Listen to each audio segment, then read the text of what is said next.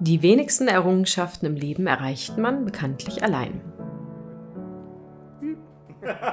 Meistens steckt ein Team oder ja gar eine ganze Community hinter der Leistung.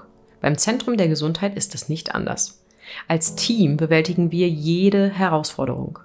Einer Herausforderung allerdings waren wir ohne euch nicht mächtig. Wir haben es uns nämlich als Ziel gesetzt, auf unserem YouTube-Kanal 100.000 Abos zu erreichen. Dafür brauchten wir natürlich euch. Und so haben wir euch auch in einem Video vom letzten August über unser Vorhaben informiert. Ihr habt uns nicht im Stich gelassen. In weniger als einem Jahr habt ihr uns mehr als 40.000 Abos hier gelassen. Als Vergleich, bis wir die ersten 40.000 erreichten, dauerte es fast ganze 4 Jahre.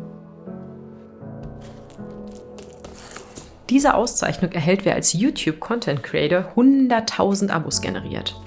Was soll ich sagen, wir haben es geschafft. Und jetzt werden wir unser Versprechen an euch einhalten, indem wir unsere Türen weit öffnen und euch einladen, einen Blick hinter die Kulissen beim Zentrum der Gesundheit zu werfen. Ich bin der Dennis und ich arbeite im Zentrum der Gesundheit an der Rezeptentwicklung. Unter anderem mache ich auch das Foodstyling und bin Bestandteil von einem großen Team. Das erste Rezept, was ich mich wirklich entsinne, auf das ich super stolz war, ist der Wellington, weil der auf die Titelseite kam. Das war nicht mein erstes Rezept, aber es war mein erstes Rezept auf der Titelseite. Und das ist dann wirklich schön zu sehen, wenn man weiß, okay, wie viel Arbeit hat man da reingesteckt, um dieses Gericht zu kreieren, und das landet dann auf der Titelseite und da steht dann noch sein Name mit drin und man kann das später mal zeigen, was man gemacht hat. Das erfüllt einen mit Stolz. Beim Rezept haben wir eigentlich eine Richtung vorgegeben, ein Thema, ein Steckenpferd, an dem man sich orientieren kann, was wir versuchen unter die Lupe zu nehmen und zu veganisieren.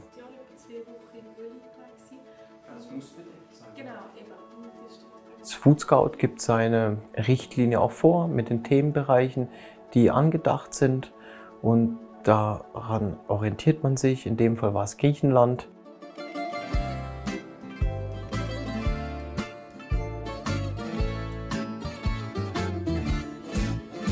Das ist natürlich auch Käse ein großes Thema, mit dem ich mich auch immer mal wieder auseinandergesetzt habe in meiner Karriere. Und wir haben auch schon gewisse Käse abgehakt und gemacht und sind uns da auf ein sehr gutes Produkt gekommen. Aber der Feta, der hat uns noch gefehlt. Und das war ganz klar. Man kann natürlich auch auf Fertigprodukte zurückgreifen, die es inzwischen schon auf dem Markt gibt. Die habe ich mir auch angeschaut. Was haben die gemacht? Mit welchen Produkten arbeiten die? Da gibt es gute, da gibt es schlechtere. Und dann hat man versucht, das mit seiner Idee, was man verbindet mit dem Feta-Käse, umzusetzen. Und das habe ich mit einer Grundidee und Recherche dann auch gemacht und bin an das Thema rangegangen, habe einen Einkaufszettel geschrieben, habe geschaut, okay, ich würde es gern auf Kokosfett machen, das ist neutral. Das hat eine gute Konsistenz, die ich mir eigentlich wünsche, eine cremige Konsistenz für einen jungen, salzigen Feta, der nicht zu bröckelig ist, sondern eher ins Cremige geht, war meine Idee. Und habe eine Idee, und bei dieser Idee hatte ich das Glück, dass sie eigentlich aufgegangen ist. Das waren Flüssigkeitsnuancen, an denen ich arbeiten musste dort. Da hat es ein bisschen mehr Flüssigkeit gebraucht, dadurch ein bisschen mehr Cremigkeit. Alles, was man mit Agar-Agar macht, um es zu binden und fest werden zu lassen, ist immer eine spannende Sache. Agar-Agar ist ein heikles Produkt, finde ich. Traut sich auch nicht jeder ran. Ich denke, ich habe schon ein bisschen Erfahrung damit, aber es ist sicher kein Produkt, das ich alltäglich benutze. Und dann ist eigentlich immer wieder spannend, hat man das Verhältnis für das, was man eigentlich will, gut gewählt. Und das ist dann schon eine Spannung, wo man dann 1-2 Mal in den Kühlschrank schaut, auch dazwischen, wenn die Zeit noch nicht rum ist, und guckt sensorisch, ist auf dem richtigen Weg, wird es fest oder wird es zu fest. Da kann man manchmal noch reagieren, manchmal aber auch nicht mehr. Aber das ist schon eine Herzensangelegenheit, wo man dann beobachtet und sich dann freut, wenn es dann auch funktioniert. Habe einen Kühlschrank. Sehen wir morgen, wie es wird. Ich habe durchaus gleich eine größere Menge gemacht von dem Feta, weil ich gewusst habe, ich möchte mehrere Gerichte damit. Ich habe darauf gepokert auch, dass er was wird. Und somit habe ich gleich eine größere Menge gemacht und habe dann daraus einen griechischen Salat gemacht mit dem Feta. Und es ist auch schön, wenn man dann im griechischen Salat rezeptiert, den hatten wir schon mit dem Alternativprodukt. Und es ist ja schön zu sagen, bitte, das ist jetzt komplett selbst gemacht, es ist nichts Gekauftes dabei, das macht schon Freude. Und dann habe ich das Feta-Rezept abgelegt. Mit dem wird dann in Zukunft Feta-Gerichte erarbeitet oder mitrezeptiert.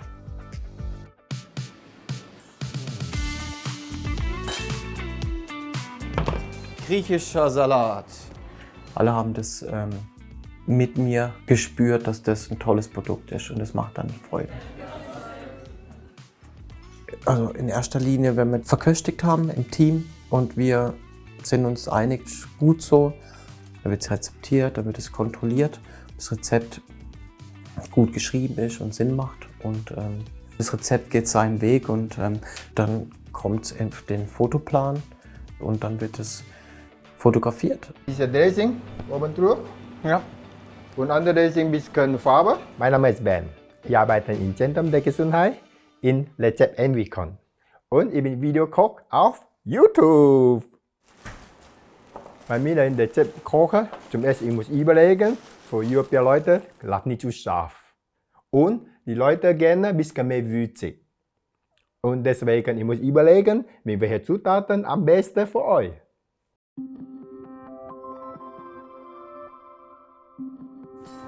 Ben, was meinst du mit meiner Idee? Oder machst du eine andere? So? Song keine Songs. Oder? Ja, ja. Das ist schwierig. Geplant war, Aubergine nur anbraten. Und wir haben überlegen, wie kann man eine Wow-Rezept machen. Und da habe ich eine Idee bekommen, eine knusprige Aubergine zusammen mit Salat. Eine Wow! Eine Salat machen, sehr wichtig für die Augen siehst.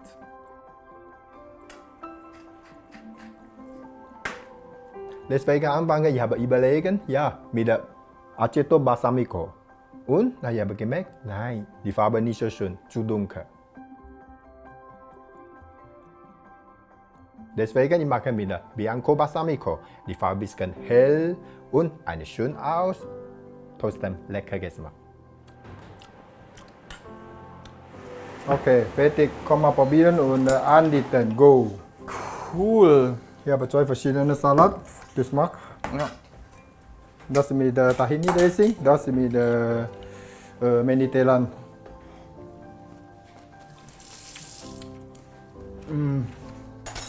Das ist super. Nicht besser. Ja.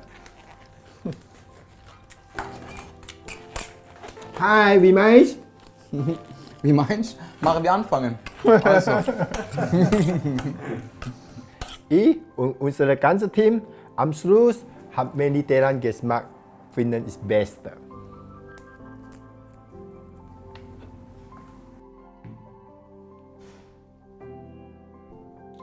Wenn ganze Team begeistert mein Rezept, ich bin ein sehr schönes Gefühl, weil alle Leute glücklich, lass alle positive Energie. Wenn du auch so gekocht, du auch sehr positive Energie, das ist eine wunderschöne Welt. Danke.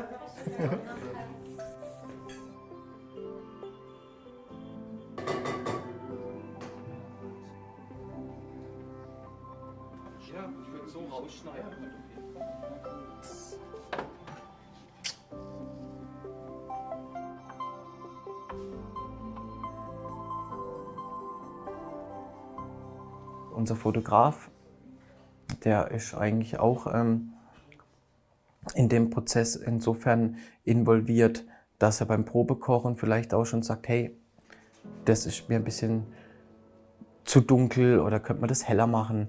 Und so ist das eine Teamleistung und am Ende fängt man dann an zusammen im Team, also dass der Fotograf, der Grafiker, die Grafikerin das Bild mit dir besprechen und dann fängt man an. Man fängt an mit dem Background, man sucht einen Teller raus, man fängt an, welche Farbe passt am besten, man guckt, was passt drumherum, was brauchen wir für den Hintergrund Und so wächst jedes Bild eigentlich jeden Tag aufs Neue, individuell für sich. Manchmal geht man direkt drauf zu und greift die richtigen Utensilien und alles funktioniert. Manchmal braucht man mehrere Anläufe oder noch eine andere Meinung dazu. Und so ist ein Prozess im Team. Ich bin dafür zuständig, dass im Foodstyling die Sachen schön geschnitten sind, dass wir die Zutaten da haben, die wir brauchen, dass ich alles berücksichtige, was könnte aufs Bild. Dann werden die Besten aussortiert und die gehen dann zum Grafiker und dann freut man sich eigentlich zu sehen, was er daraus macht. In welchem Format, kriegen die eine Doppelseite, das ist meist schon im Vorfeld klar, aber es ist schon immer noch eine andere Sache, wenn der Grafiker es ins Magazin-Layout mit Beschriftung getan hat. Und da freut man sich dann auch immer, das dann sehen zu dürfen. Auf jeden Fall sind wir hier an einem tollen Ort und dürfen hier arbeiten und im Zentrum der Gesundheit. Und es ist schön, dass das Anklang findet auf unserer Webseite und dass immer mehr Leute uns abonnieren und wir jetzt die 100.000 erreicht haben. Dafür wollten wir euch mal einen kleinen Einblick, was wir dafür tun, dass ihr am Ende schöne Rezepte zum Nachkochen zu Hause habt. Wenn wir es noch nicht zum Ausdruck gebracht haben, vielen, vielen, vielen Dank an euch. Wow! 100.000! Danke vielmals! Wir freuen uns wahnsinnig darauf, euch weitere spannende Videos rund um die Themen Kochen und Gesundheit zu bringen. Und das Ganze natürlich weiterhin mit viel, viel Liebe verpackt. Und Freude an dem, was wir tun. Bis zum nächsten Video.